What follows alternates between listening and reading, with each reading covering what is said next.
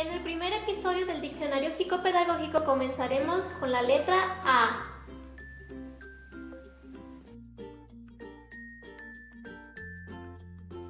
El síndrome de Asperger es un conjunto de problemas conductuales perteneciente a los trastornos generalizados del desarrollo y su principal característica es el no poder socializar. Este síndrome se origina por causas neurobiológicas que dificultan las relaciones sociales.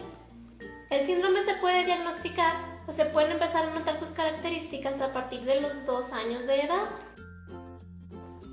Las personas con síndrome de Asperger generalmente adquieren su vocabulario de una manera más tardía, o sea que empiezan a balbucear y a decir sus primeras palabras, a comunicarse de manera más tardía en comparación a cómo lo hacen las personas de su misma edad. Pero una vez que comienzan a hablar, ellos sí ya no paran. Ellos hablan, tienen un repertorio muy amplio de palabras.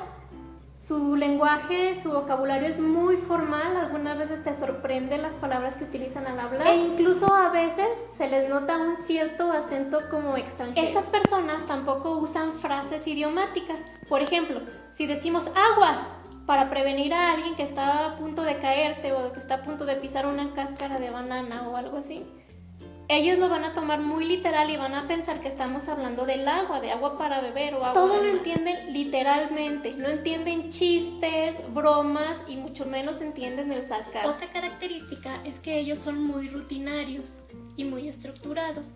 Si se les cambia su rutina, se van a poner ansiosos, van a gritar, van a patalear.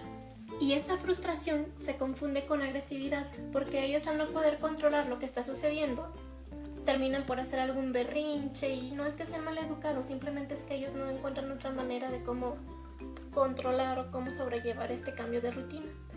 Como les decía, ellos no cambian la rutina por nada del mundo, así sea ir a comer un helado, que es lo que más les encanta en el mundo. No lo van a hacer si no es parte de su rutina. Tienen obsesión por una cosa en particular. Por ejemplo, cuando son pequeños y les gustan mucho los dinosaurios, todo lo que hablan es de dinosaurios, todo lo que investigan de dinosaurios, todos sus temas son acerca de los dinosaurios, todos sus juegos, todos sus juguetes tienen que ser acerca del tema de los dinosaurios. No van a hablar de otra cosa que no sea su tema. Así pueden ser los carritos y los dinosaurios. Así. Cuando llegan a la adolescencia, que ya es de por sí una etapa súper difícil, para estas personas lo es un poco más, porque no pueden interpretar los códigos sociales, o sea, aquello que se necesita para poder pertenecer a un grupo. Porque hay que recordar que aunque ellos tengan este síndrome, aún siguen creciendo y aún se siguen desarrollando. Por ejemplo, vemos a los Popu del cole, a los Fresitas, a todas aquellas tribus de las que se habla ahora. Y ellos entienden entre sí, saben cómo deben hablar, cómo deben comportarse, cómo deben vestirse. Nadie les da un contrato a firmar donde dice cómo deben vestirse, cómo deben hablar, cómo deben nada.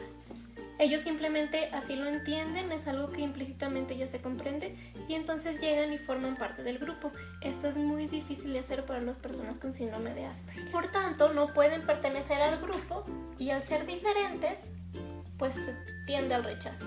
Todas las personas de los grupos tienden a rechazarlos. Bueno, ¿y cómo es el Asperger diferente del autismo?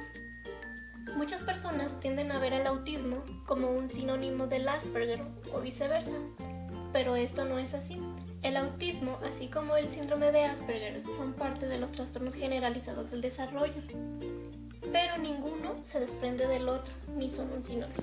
Aunque al inicio, en el síndrome de Asperger, el desarrollo comunicativo oral, el lenguaje oral es un poco tardío, este no tiende a desarrollar ningún tipo de retraso comunicativo como lo hace la doctora en neurodesarrollo Annette Doinaz. Dice que estos dos síndromes, el autismo y el síndrome de Asperger, son como un arco iris donde hay una línea muy delgada y muy tenue que los está separando y que los diferencia el uno. El Asperger es un trastorno funcional, mientras que en el autismo no hay funcionalidad.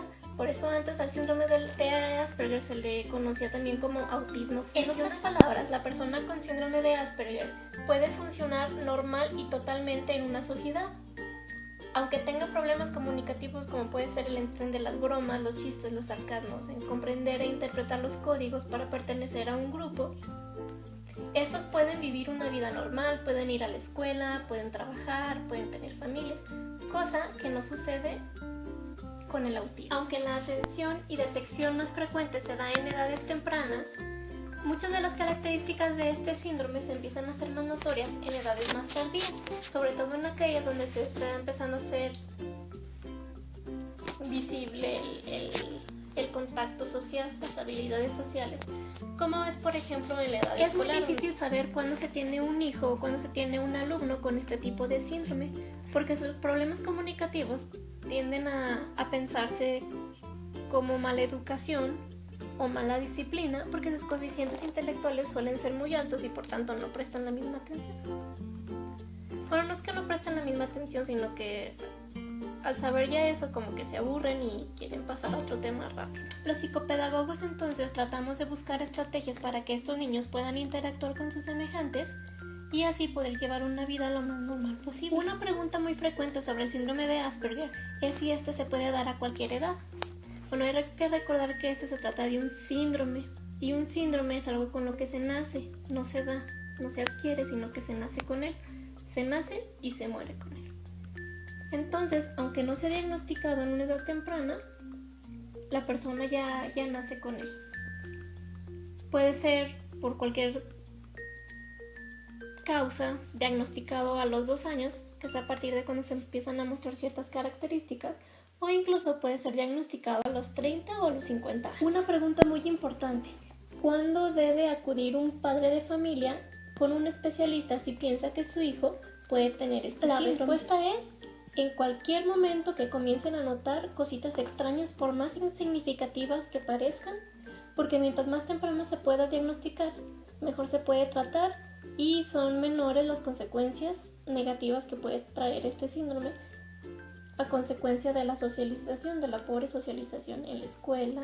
Algunas de esas cositas extrañas son las características que ya mencionamos.